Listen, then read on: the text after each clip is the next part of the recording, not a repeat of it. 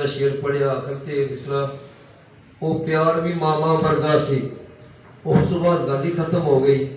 दूसरी गल जकरिया खान साहब आखी कस्बर भट्ट साहब इदा होंगे बहुत खुश होंगे कि एक मुस्लिम लीग के MP करारदाद जी पेश की थी। असं उत्थे अपर असैम्बली गैलरी में ही सा जगीर साहब भी मैं भी और PTI के MLA राय मुर्तजा साहब की तारीफ की थी। ये जो मुतफिका तौर पर पंजाबी जी है वो एक किताब कच्ची तस्मीता को करारदाद जी मंजूर हो गई।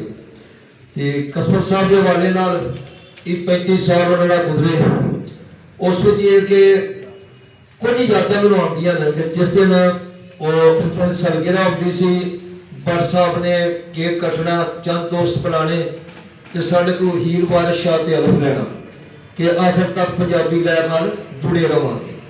और दूसरी चीज़ ये देखी कि वारिस साहब अजपुर बादशाह साहब ने बड़ा प्यार सी लेकिन आखिरी उम्र तो उनका टिकाव कुछ तसव्वुफ हो गया सी। अज गौस पाक थोड़ा बाबा फरीद जी उन्होंने बेअंत अकीदत सी और किताबां जड़ियां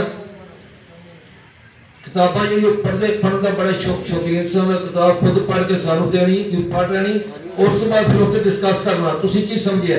इसका सारा तनकीदी शौक भी आस्ता आस्ता बढ़ता रहा। ये जो कुछ भट्ट साहब की देन ते जिंदगी में मैं तो पहले भी कह चुकिया कोई ऐसी बुराई नहीं देखी कि जिहदा मैं जिक्र करा।